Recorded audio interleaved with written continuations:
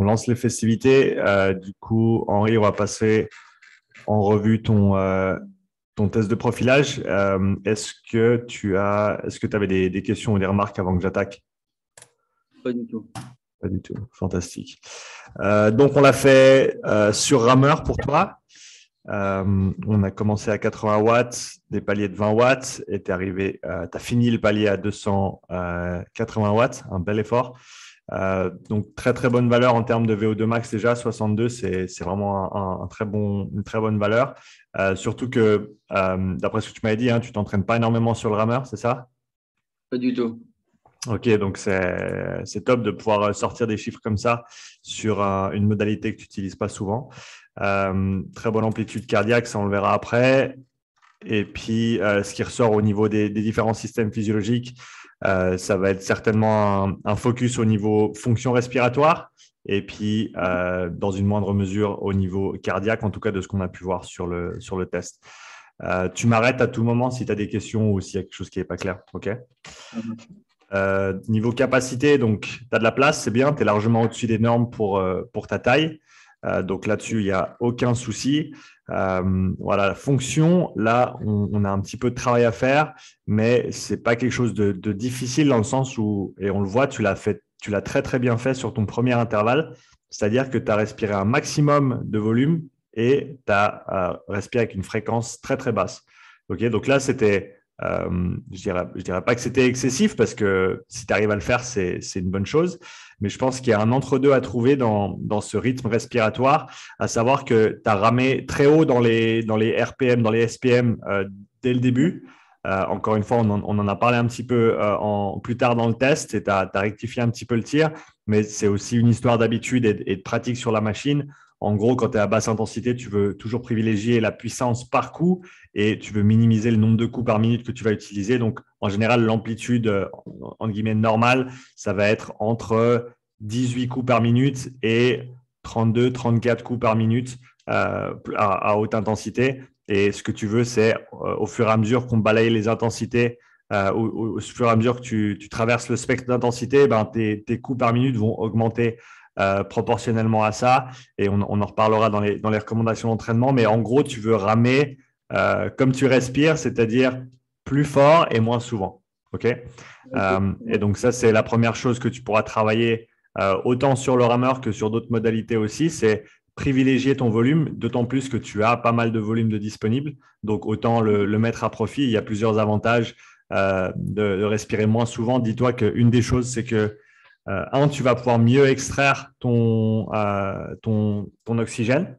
Et ça, tu le vois même dans les chiffres ici entre ce premier et ce deuxième intervalle. Donc, ici, en rose, on a ce qui est la fraction de O2 expirée, c'est-à-dire qu'on inspire à peu près 21% et l'humain va en expirer la grande majorité. Mais si tu en expires 15%, ça veut dire que tu en as extrait 6. Et si tu expires 16%, ça veut dire que tu n'en as extrait que 5. Et donc, tu as 1% t'as 1% de plus que tu as extrait, mais à l'échelle, ça fait plus de 20% d'oxygène extrait en plus. Tu vois ce que je veux dire? Donc, simplement en changeant ta respiration, tu vas pouvoir avoir une influence là-dessus. Donc, ça, c'est un facteur au niveau respiratoire qui est intéressant. Le deuxième, c'est qu'il faut dire qu'il y a un espace mort, en gros, dans la trachée, où c'est de l'air que tu vas inspirer, mais ce n'est pas de l'air qui va toucher tes poumons, tes alvéoles. Donc, tu ne peux pas extraire l'oxygène de cet air-là à hauteur d'à peu près 200 millilitres par respiration. Et donc, tu peux imaginer que si tu prends 10 fois 200 millilitres, ben, tu as 2 litres d'espace mort dans la minute. Si tu prends 30 respirations, ben, tu en as 3 fois plus. Donc, en gros, tu bouges de l'air sans pouvoir vraiment l'utiliser. Donc, encore un avantage à respirer plus profondément et un petit peu moins souvent. Donc, il y aura un entre-deux à trouver là-dessus. C'est tout clair jusqu'ici? Ouais, bien sûr. Magnifique. Au niveau cardiaque, de très bonnes tendances cardiaques de manière générale. Une chose que je noterais pour quelqu'un d'entraîné comme toi en très bonne forme physique, c'est qu'on voudrait voir une fréquence cardiaque au repos idéalement en dessous de 60. Pour un gars comme toi, largement en dessous de 60. Donc, ça, c'est quelque chose qu'on va pouvoir adresser avec un petit peu de travail de basse intensité, mais le reste est concordant. Il y a aussi une chose à noter, c'est que tu as une valeur de fréquence cardiaque max qui est haute. et qui n'est pas une mauvaise chose, mais faut être conscient aussi de cette amplitude entre ta valeur au repos et ta valeur maximale. Ici, on le voit à peu près 140 BPM, ce qui est très conséquent. C'est possible, il y a certaines personnes qui ont une fréquence cardiaque au repos qui est un petit peu plus haute naturellement, mais en général, on doit pouvoir voir des valeurs en dessous de 60 pour les gens entraînés. Et donc, on va voir comment on aborde ça après. Au niveau métabolique, on est bon, on a un bon développement. Une chose que je dirais, et ça, c'est encore une fois, ça va de pair avec, je pense, ton manque d'expérience sur le rameur, c'est certainement une sous-utilisation des jambes sur le rameur en général. On a tendance à sous-apprécier l'importance du squat en fait, ou de la presse, si tu veux, que tu veux exécuter en début de mouvement. Et ça, c'est encore une fois quelque chose qu'on pourra travailler sur ton travail de basse intensité notamment. Mais quoi qu'il arrive sur le rameur, la première intention et l'intention, on va dire, primaire sur le coup, c'est toujours les jambes qui poussent.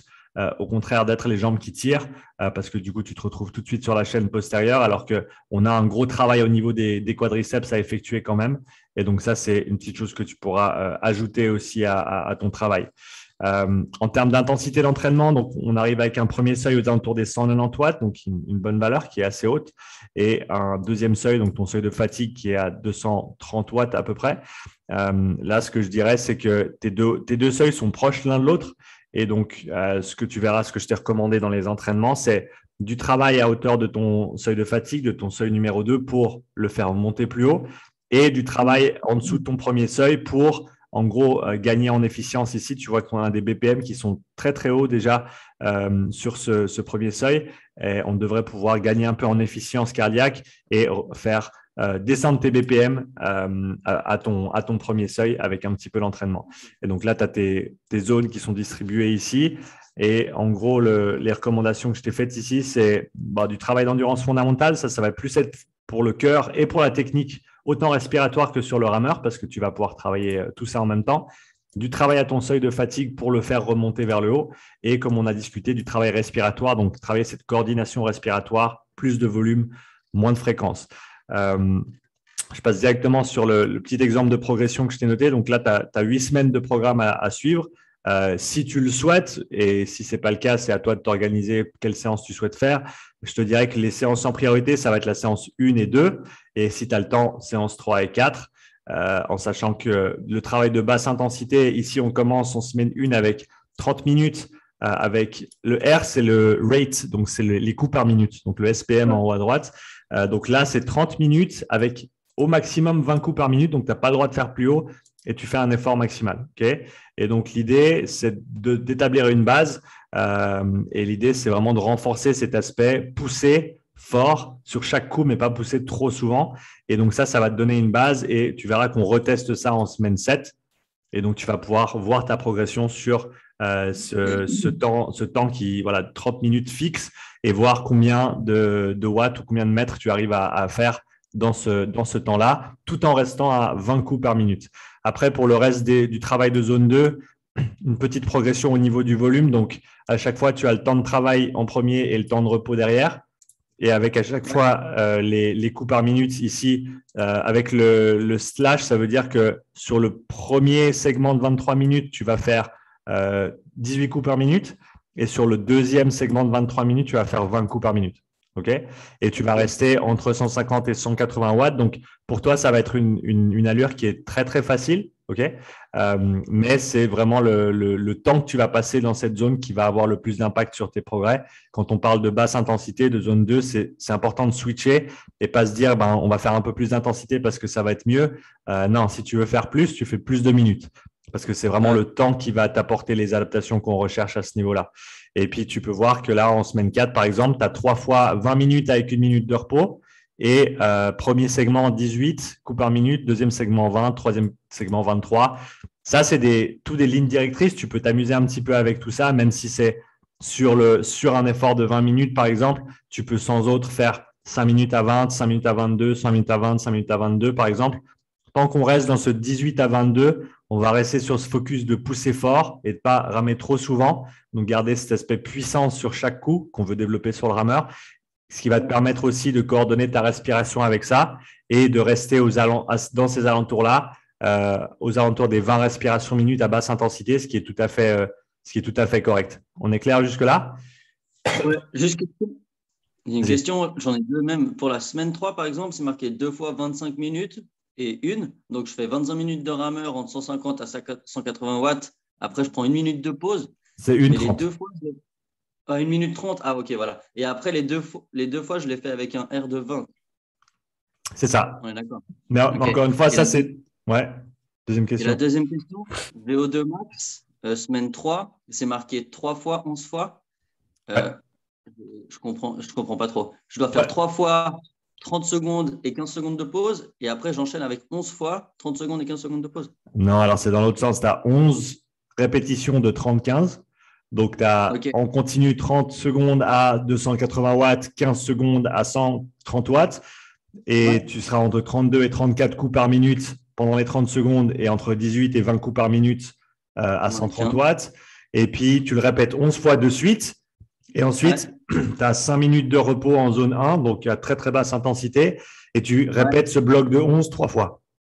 Ok, ça marche. OK? C'est bon. Et l'organisation est équivalente sur les séances de seuil, où tu vas avoir, par exemple, Ok. semaine 1, deuxième entraînement, 3 fois 1 minute à 240, 2 minutes à 200. Ouais. Donc, ça te fait 9 minutes en continu. Et ensuite, tu as 4 minutes de repos en zone 1, donc repos actif. Et tu répètes ce bloc de 9 minutes une deuxième Une fois. deuxième fois. Voilà. Yes. Et à savoir que ça, c'est toutes des séances que je t'ai mis et c'est pas toujours, ça va pas toujours être parfait au niveau de la structure ou des intensités. Donc, si tu décides de suivre soit ce programme en entier, soit une certaine partie, n'hésite surtout pas à me faire un retour après santé, après la première, deuxième séance pour qu'on puisse recalibrer si nécessaire. Parce qu'on veut bien sûr que les entraînements aient les effets recherchés. Et si je t'ai donné des watts qui sont trop hauts ou trop bas selon les séances, eh ben, ça ne va pas nécessairement donner ce qu'on veut. Donc, pour être plus précis, ben, fais ta séance, fais-moi un retour complet dessus, ressenti, est-ce que tu as pu l'exécuter comme il faut, quel était ton ressenti effort. Et puis, s'il faut ajuster soit vers le haut, soit vers le bas, soit en termes de volume, eh ben, moi, je peux t'aider avec ça. OK? Et donc, l'idée avec le seuil, c'est, comme on a dit, de travailler autour de ce seuil de fatigue. Donc, on est un petit peu en dessus à 240 watts et on est un tout petit peu en dessous à 200 watts. Et l'idée, c'est d'entraîner cette tolérance à la fatigue et de faire remonter ce deuxième seuil. Et puis, je t'ai mis aussi, si tu ne l'as pas encore fait, un 2000 mètres effort max en semaine 1. Donc, le 2000 mètres étant la distance de référence en rameur. Et l'idée, c'est de le refaire en semaine 8 ensuite pour voir les progrès que tu auras pu générer là-dessus. Ouais. Je comprends tout à fait. Ça joue. Super. Je vais pas le suivre à la lettre, mais je vais le faire. Je vais commencer après ma semaine de Macédoine, donc je pense fin février, parce que je Ouais. rentre le 20. Ouais, et puis comme je t'ai dit, c'est un programme, une recommandation de programme. Ça n'a pas besoin d'être suivi exactement. Si par exemple, tu n'as que le temps de faire 3, mais tu aimerais bien tous les faire, bah, tu peux décaler un petit peu. Et du coup, chaque semaine, tu feras entraînement 1, 2, 1, 2, 3. Et puis la semaine suivante, tu feras 4, 1, 2. Et après, tu feras 3, 4, 1. Tu vois ce que je veux dire? Tu peux décaler, tu peux réorganiser. Si tu n'as pas envie de faire 2 fois de la zone 2 sur rameur, tu peux en faire une fois sur vélo. Donc, toutes ces choses-là, elles peuvent être adaptées. Mais comme je t'ai dit, n'hésite surtout pas à communiquer avec moi et puis aussi nécessaire pour ajuster certaines séances. Comme ça, tu peux vraiment faire le travail qu'il faut pour te faire progresser là-dessus. Non, c'est clair, pas de souci. Magnifique. C'est cool. Super. Tu as d'autres questions ou remarques? Non. Très gentil. Merci. C'est Magnifique. assez clair les graphiques. Il y a juste 2-3 trucs où je comprends pas trop encore l'échelle. Tu vois, par exemple, attends, c'était où? Le graphique, il est. La différence entre genre la VO2 waste externe D et la VO2.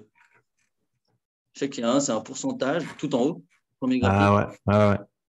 C'est un pourcentage, l'autre, c'est des millilitres par kilo par minute. Ouais. Mais c'est quoi la VO2 max? C'est ma capacité en volume, vu que c'est des millilitres par rapport à mon poids. Et puis l'autre, c'est un pourcentage, mais par rapport à quoi? Bonne question. Donc, le MO2, c'est l'oxymétrie musculaire. Donc, la VO2, c'est ce qu'on mesure avec le masque. Et donc, c'est ton système complet, ce qu'il arrive à absorber, distribuer et extraire en termes d'oxygène ou utiliser en termes d'oxygène. Et c'est cette VO2 max qui est calculée. Sur la... Au volume que j'ingère. Alors, par rapport au volume d'air que tu prends, eh ben, Ok. tu vas en utiliser une certaine partie. Et donc, cette VO2 max représente la capacité de ton organisme à utiliser l'oxygène, et dans le cas de la VO2 max, de ta valeur maximale. Donc, combien d'oxygène tu arrives à utiliser par kilo par minute, si on parle en termes relatifs. Alors que l'oxymétrie musculaire, c'est ce qui se passe au niveau de ton muscle. Dans ce cas-là, c'est ton vaste externe sur sur la jambe droite pendant le rameur. Et là, ce qu'on voit, pourquoi en pourcentage? Parce que c'est l'équilibre entre l'apport et l'utilisation d'oxygène. Ok. Donc, ça ne nous donne pas une valeur comme la VO2 avec des unités précises, c'est une valeur relative et ça nous permet de dire en fait ce qui se passe entre ton système d'apport d'oxygène, donc respiratoire et cardiovasculaire, et ton système d'utilisation au niveau musculaire. Et donc, c'est l'équilibre entre ces deux-là, ce qui nous permet, en plus de toutes les autres données que j'ai collectées, donc déterminer tes seuils, et deux, voir en termes d'équilibre, utilisation et apport, qu'est-ce qui demande le plus de travail. Mais dans ce cas-là, ce qui ressort et ce que je vois souvent sur le rameur pour des gens qui n'ont pas beaucoup d'entraînement dessus, c'est en gros, on voit qu'il n'y a pas nécessairement autant d'utilisation qu'il pourrait y avoir dû au fait que tu as certainement utilisé pas mal ta chaîne postérieure et que tu aurais pu utiliser un petit peu plus tes jambes. Donc, D'où la chute à la fin, quoi. à la fin, voilà, déjà à la fin, ça tombe souvent comme ça. Et donc, on voit qu'au-dessus de ton seuil de fatigue, tu vois une tendance qui est claire si tu regardes quand tu passes de 220 à 240 watts. Si tu regardes la tendance de la courbe pendant tes 4 minutes d'effort, eh ben, tu vois une claire différence entre 220 et 240 et la suite, où avant, tu as un équilibre à peu près qui se maintient à peu près, alors qu'après, tu as vraiment une pente qui tire vers le bas, qui nous dit que ton système en gros, ton organisme n'arrive plus à maintenir l'équilibre au niveau métabolique. Et donc, c'est une des choses qui nous permet de déterminer ton seuil de fatigue. Ok. Ça marche. Ça joue comme ça? Yes. Merci Super. pour toutes ces explications. Mais écoute, c'est un plaisir, Henri, plaisir d'avoir bossé avec toi. Et puis, comme je t'ai dit, tiens-moi au courant par rapport à tes entraînements. Si tu as besoin d'ajustements ou quoi que ce soit, tu sais où me trouver. Et puis, Yes. je me réjouis d'entendre comment ça se passe. Magnifique. Merci à toi. Bah, bon week-end, en fait. Ouais, on est vendredi. On est Non, on est presque, jeudi. on n'est pas loin, on est presque vendredi. Bon jeudi à toi et puis à tout bientôt. Yes, bonne. Ciao. Ciao.